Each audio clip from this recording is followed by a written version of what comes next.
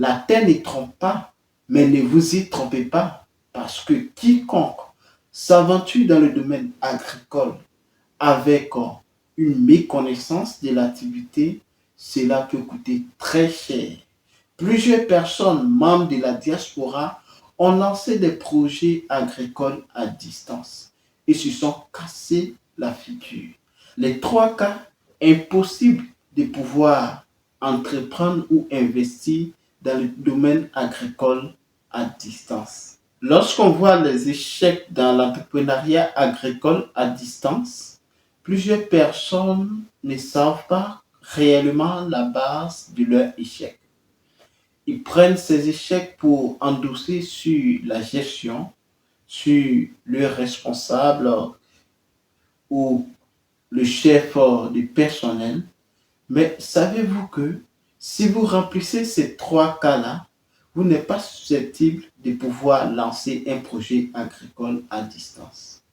Dans cette vidéo, je vais vous partager les trois cas impossibles de pouvoir entreprendre ou investir dans le domaine agricole à distance. L'agriculture est un secteur très lucratif. L'agriculture peut vous rendre multimillionnaire.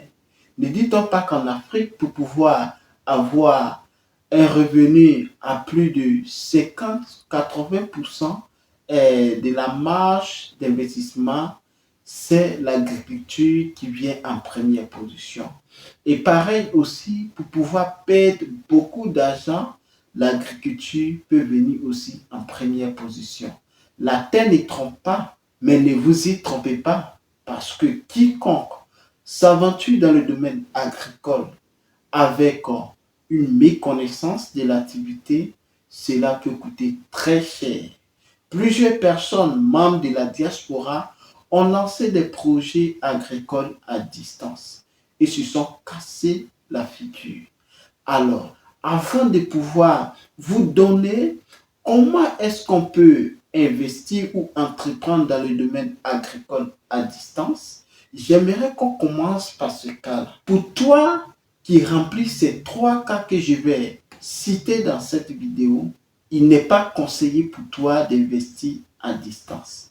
Donc, sans plus tarder, les trois cas impossibles d'entreprendre dans le domaine agricole à distance, juste après le générique.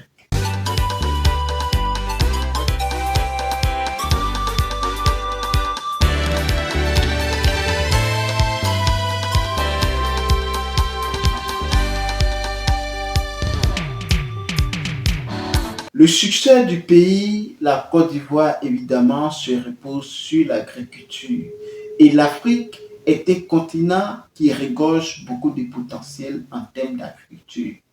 Pourquoi est-ce que plusieurs personnes échouent dans ce secteur voulant investir depuis la diaspora et ces personnes échouent? Avant de plonger dans le vif du sujet, laissez-moi me présenter. Pour vous qui ne me connaissez pas, je suis Kwame Ferdinand, je suis agripreneur, je suis négociant de matières premières, spécialisé dans les cultures pérennes telles que le cacao, les noix de cajou, les palmiers à huile. Je suis également négociant de céréales. Sur cette chaîne, nous parlons de business, nous parlons d'investissement, nous parlons d'entrepreneuriat, surtout de l'entrepreneuriat agricole. Nous plongeons au cœur des paysans, producteurs de matières premières, afin de montrer leur quotidien, partager leurs cris de cœur et opter pour une solution rapide et efficace dans le but de contribuer au développement rural en apportant notre expertise favorable à leur réussite, tout en se servant de mise en relation entre producteurs et acheteurs sur les marchés nationaux et internationaux. Nous mettons l'accent sur l'éducation entrepreneuriale christocentrique sans tabou. Donc, si vous êtes en quête d'informations judicieuses, capitales pour le développement de vos business, soyez donc les bienvenus car cette chaîne est faite spécialement pour vous. Parlons d'informations judicieuses et capitales. Il est très important de pouvoir prendre ton temps de suivre cette vidéo jusqu'à la fin. Avant, si vous n'êtes pas encore abonné, je vous invite à vous abonner, à liker nos vidéos, à partager cette chaîne massivement autour de vous, dans vos différents groupes, afin d'agrandir la communauté. Surtout, n'oubliez pas d'activer la cloche de notification afin de recevoir en permanence nos publications. Comme j'avais dit en intro, je vais vous donner 3 cas impossibles de pouvoir démarrer un projet agricole à distance. Le premier cas que nous allons parler consiste au niveau d'une personne qui manque de budget. Lorsque je parle de manque de budget ou des moyens financiers, je peux parler d'une somme entre 1000 et 20 000 euros. Si vous êtes dans cette marge-là, je vous en supplie, ne vous lancez pas à distance. Pourquoi tu ne dois pas te lancer à distance avec cette somme-là? Dans cette somme-là, on suppose que nous allons prendre le minimum 2000 euros, qui peut-être après un peu d'économie, la diaspora peut se permettre. Avec 2000 euros, vous voyez que qui est l'équivalent de 1 million, bon, on va 1 million 500 par là, de francs CFA. Vous voyez qu'avec cet argent, vous ne pouvez pas faire grand chose si vous devez embaucher quelqu'un, si vous devez, et d'ailleurs, acheter des caméras ou d'autres moyens afin de pouvoir surveiller évidemment vos sentiers. Il s'agissant par exemple pour une personne qui veut lancer les poules pondeuses ou poulets de chair, évidemment vous voyez que vous ne rentrez pas en marge avec cet argent. Même si vous avez 20 000 euros, vous voyez que c'est une somme qui peut être pour toi, oui, je comprends, c'est un peu beaucoup pour toi parce que c'est ce que tu as eu tout ce temps à pouvoir économiser. Mais je ne vais pas minimiser ce montant-là. Mais si vous avez ce montant-là, il est important pour toi de prendre ton billet et de rentrer en Afrique et investir toi-même sur ton programme étape par étape. Parce que lorsqu'on a peu de moyens financiers, il est très difficile de pouvoir exécuter des ordres d'un patron qui ne met pas souvent la main à la pâte. Parce que vous n'allez pas pouvoir être toujours exigeant auprès de ces derniers, pourtant vous ne les payez pas. Et la majeure partie des personnes qui veulent investir à distance avec peu de moyens, c'est de prendre leurs frères, leurs cousins, leurs neveux, leurs nièces, leurs tantes, afin de pouvoir, je dirais, entre guillemets, faire un business de famille. On ne va pas te payer. C'est après l'activité que, voilà, on va essayer de donner un peu. Voilà, on va essayer de rémunérer. Alors cela, c'est vraiment dommage. Plusieurs personnes ont commencé avec ce genre d'activité et au bout de 3 4 mois, l'activité est en arrêt parce qu'il n'y a pas de compte rendu exactement, il n'y a pas d'exigence sur la façon de piloter le projet, il n'y a pas, puisque si c'est ton grand frère qui pilote ce projet, il y a certaines paroles lorsque tu vas dire, ça sera blessant, par exemple, voilà, vous connaissez en Afrique, à faire des nids et tout ça, ça peut gâcher votre relation. Et je préfère que si vous avez 2000, si vous avez même 2000 ou 1000 euros que vous voulez lancer un projet agricole à distance, il est très important que, par exemple, tu prennes des vacances et tu arrives là, tu commences voilà, à faire un peu avec le peu que tu as, même si c'est 2000 euros. Avec cela, tu es sûr que ce que tu es en train de faire, tu sais comment ça va se passer, tu sais comment ça va se dérouler. Sinon, quand le financement n'est pas au beau point, la première des choses qu'il faut faire, il faudrait que tu sois le premier ouvrier. Le premier ouvrier qui va débroussailler, qui va faire l'emplacement. Si c'est un bâtiment que tu dois construire, avec même 2000 euros, tu ne peux pas te lancer dans l'élevage des poulets de chair. Le bâtiment même t'avale près de 3 millions de francs CFA, ou voire même plus. Alors que 2000 euros, voilà, ça ne peut pas débuter. Donc, par contre, il y a des business où vous pouvez débuter peut-être dans le maraîchage. Et quand tu veux faire du maraîchage aussi, le personnel, c'est très important. Et quand tu n'as pas assez de personnel aussi, tu risques de perdre ta production. Et au risque encore, si tu es depuis la diaspora et que tu es en train d'investir à distance, qui va trouver les clients pour toi sur le marché local? Parce que là, pour un débutant, tu vas essayer de vendre de façon locale.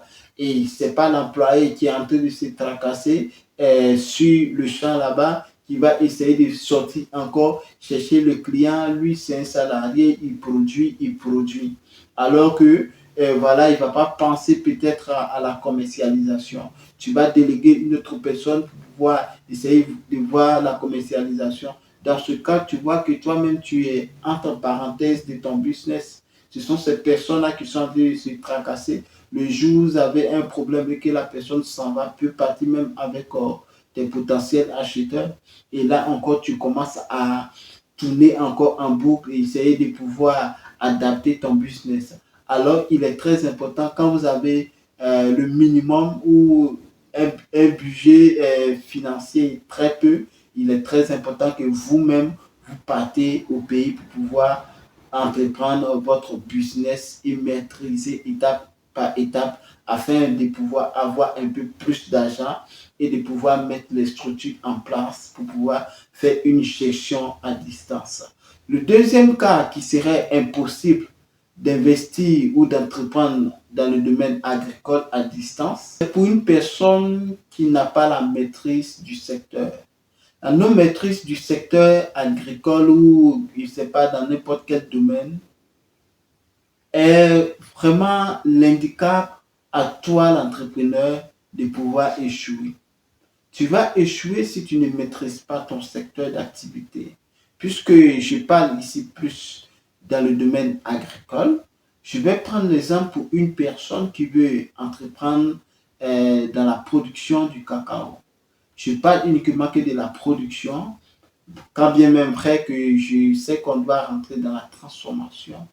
Mais tu ne sais pas à quel moment le cacao doit rentrer en production. Tu ne sais pas à quel moment il faut faire la trouaison, il faut préparer le sol, le piquetage. Tu ne sais pas à quel moment il faut faire la pépinière. Tu ne sais pas à quel moment se déroulent les activités. Donc, comme tu n'as pas les informations, ce que je peux te conseiller, c'est de pouvoir chercher les informations. Et d'ailleurs, ne vous inquiétez pas, dans le domaine du cacao qui est le message, la base de cette échelle-là, nous allons entamer plus voilà, dans l'année 2026. Donc, il est très important de pouvoir se former dans le secteur d'activité qu'on veut entreprendre. Alors, parce que lorsque tu connais maintenant l'activité, maintenant le déroulement du secteur, peut-être en passant par la transformation, même si ce n'est pas toi, tu vas partir appuyer sur les machines ou attraper la machette pour nettoyer, pour faire d'autres structures. C'est maintenant, là, maintenant que tu sais que à tel moment, nous avons fait la récolte le mois passé. Donc, ce mois-ci, précisément, ça doit commencer la récolte. Et pour maîtriser l'activité, tu as dit, ils ne vont pas te dire, par exemple, que le séchage du cacao a pris 2 semaines ou 3 semaines, alors que peut-être aussi à le soleil, en moins d'une semaine, voilà, le cacao est déjà OK. Donc, la personne ne va pas venir te dire que, ah non, ça a pris 2 semaines ou ça a pris un mois, on n'a pas encore vendu et tout ça. Puisque tu ne maîtrises pas l'activité, voilà, on sait que dans ce secteur-là, il y a des petites traites et des grandes traites, mais les mois intercalaires, là, on récolte aussi. Il y a quelques petits kilos, mais qui ne sont pas, voilà, pour nous pris en considération. Alors que pour toi, un entrepreneur agricole, et tu veux faire de cela ton business, ton métier, ton gagne-pain, il est très important que même chaque mois qui se passe, même si c'est 5 kilos, même si c'est 10 kilos que tu as pu récolter pour vendre, cela doit passer dans la caisse. C'est avec cela qu'on va comptabiliser le chiffre d'affaires annuel. Alors, si tu négliges ces différents points-là, vous voyez que ce sera très compliqué de pouvoir investir dans ce domaine-là. Et surtout à distance. Parce que dans le secteur même du cacao, toi-même tu es présent même là, on peut t'arnaquer facilement, surtout au pesé. Il y a des pisteurs ou acheteurs qui vont venir avec des balances bizarres et toi-même sous tes yeux, on te coupe tes kilos. Donc, il faut maîtriser l'activité, il faut maîtriser le puisage, il faut maîtriser la transformation et même maîtriser la vente. Tu ne peux pas déléguer ces tâches-là à une personne lambda ou surtout au démarrage de votre business. Au démarrage de votre business, même ayant pris la formation, lorsque toi-même tu as la même mise dans l'activité, cela te fait encore une autre formation ou je dirais des acquisitions en termes d'expertise, en termes d'expérience, voilà, je le dis. Donc, lorsque c'est le début et que vous confiez à une personne, franchement, vous n'allez pas avoir voilà, l'expertise ou l'expérience dans ce domaine-là. Alors, si vous voulez réellement maîtriser votre secteur d'activité, il est très important que vous assistez et que vous commencez dès le départ avec vos employés. Comme troisième secteur, évidemment, hein, que si vous êtes à distance, vous ne devez pas investir, vous n'êtes pas susceptible d'entreprendre dans le domaine agricole si vous n'avez pas cette personne, s'agissant bien de la personne de confiance. Avoir une personne de confiance de nos jours se fait rare. Il en existe, certes, pour trouver, c'est très rare. Puisque pour démarrer un projet agricole à distance, il te faut un superviseur. Et c'est le superviseur qui, je dirais en quelque sorte, te représente auprès des employés.